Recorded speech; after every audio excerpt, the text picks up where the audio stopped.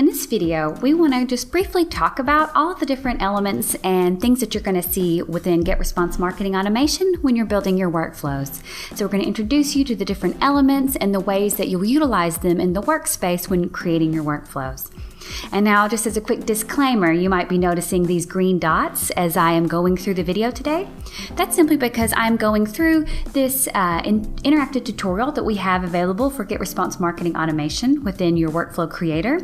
And so it's basically a way that you could go through and be able to build a workflow that's guided, so you could kind of see for yourself a way that you could build an example workflow with the elements you have available. But maybe if you don't want to go through that video yourself, or excuse me, that tutorial yourself, you could actually just have a look at this video and get an introduction to all of the different elements you have available, all of the different filters, actions, and conditions that you're going to use when creating your workflows. And so you can see here, whenever we've got our workflow creator opened up, you're going to want to, of course, give the workflow a name so you can reference it later. And then you're going to be able to see these different conditions that are available whenever someone is actually going to begin your workflow. So there's these basic ones available, like, for example, subscribes. So a condition of when someone subscribes, we're going to then do this. There's a tag and scoring section for conditions, so if someone has a particular score or tag, and then there's these e-commerce conditions as well. But like I said, I'm going to go through this kind of predefined workflow we have just so you can see an example of a workflow that you could use within your own marketing automation goals. So we're going to click subscribes here, and you can see that the editor opens up for us, and then we can see kind of the ways in general that this workspace is arranged. So this is our general workspace here where we actually build our workflows, and to the right is where we'd be able to actually, edit and add the different elements that we want into our workflow. And again, you can see these things grayed out simply because of the way us going through the interactive tutorial together. But however, we're going to see that we've got this one enabled because we're going to actually utilize the send message action. And so again, this is our workspace where we build our workflow, and then we build it using all the different elements, which are made up of conditions, actions, and filters here at the bottom.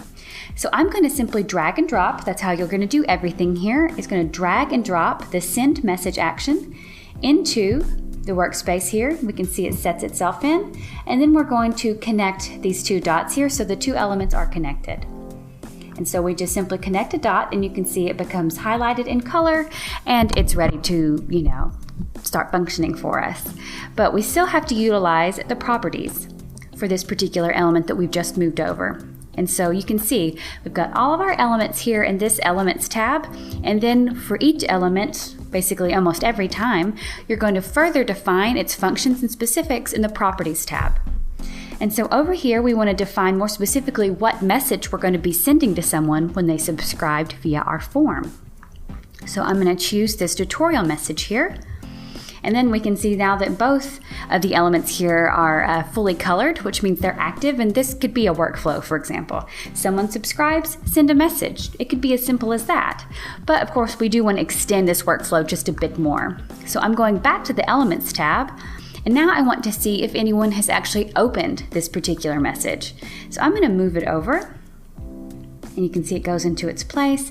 And then yet again, remember we need to connect these two dots so that it is now a part of this workflow I'm creating. So we connect the dots, and then actually want to go ahead and check if someone has actually clicked a link in the message, because we're checking have they opened, but also have they been clicking. These are two important things for us to start to discern.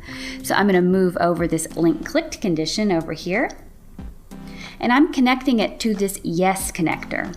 So what this means is that someone signs up, we're sending them a message, we're checking here if they've opened the message, and if indeed they've opened the message, I want to now check, did they click any of the links?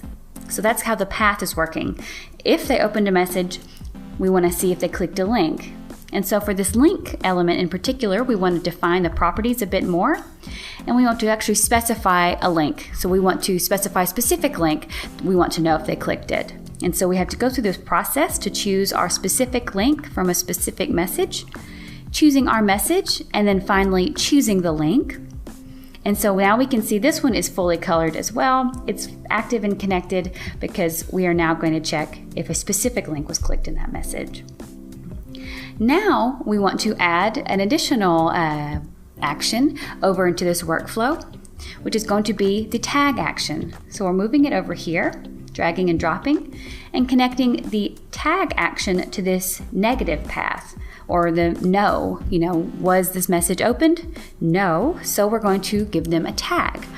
And so when we're doing that, we've moved over this tag action. We want to go over to properties and select the tag. And so at this point, you could create a new tag that you haven't created yet, or you can usually be able to choose from ones that you've created. But in this example, we want to show you that you would create a tag. So I'm going to simply call it inactive 7 because I've created several inactive tags for my example. But you could name it what you wanted. And so we'll add it, and now you can see it's active now. If they did not open this message, assign the tag of inactive 7 to their subscriber profile. Now moving back over to elements, because we've got even more we want to build to this workflow, we want to use this scoring action.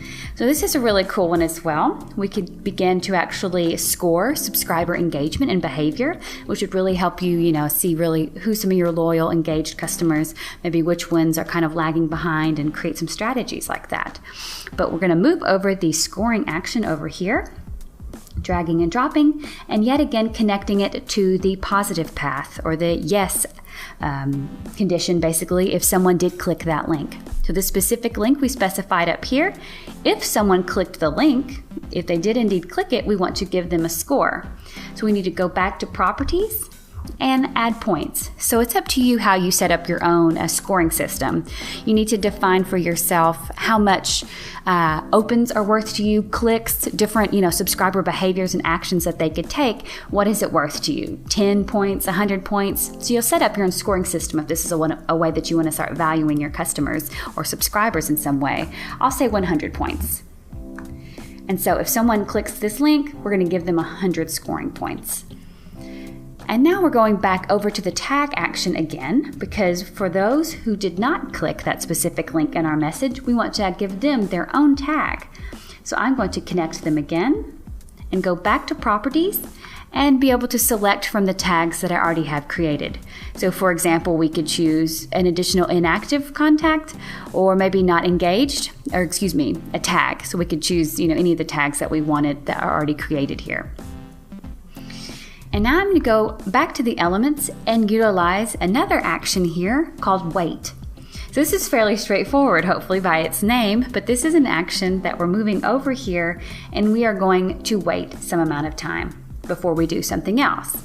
It's a good idea to, put some time, put some gaps in between particular maybe actions and conditions that you do, so everything is not just, immediate and you're blasting subscribers with all of these workflow messages immediately. You can space it out a bit, give it some time.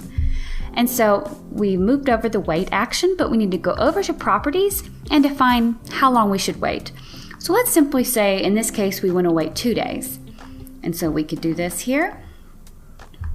So after we've added 100 scoring points to our clickers, we're going to wait 2 days, and then we're going to send them another message. So dragging over the send message action, connecting it to our 2-day wait period, and you can see our workflow, our interactive workflow has ended, but I think you can kind of guess how this is going to go.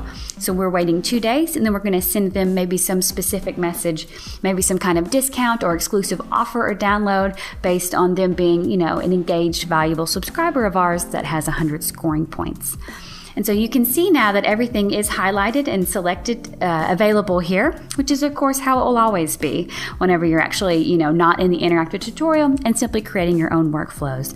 So I hope you guys feel a little bit more comfortable with what you're going to find and how you're actually going to work within the workflow editor by utilizing conditions, actions, and filters and building your workflow within this workspace here.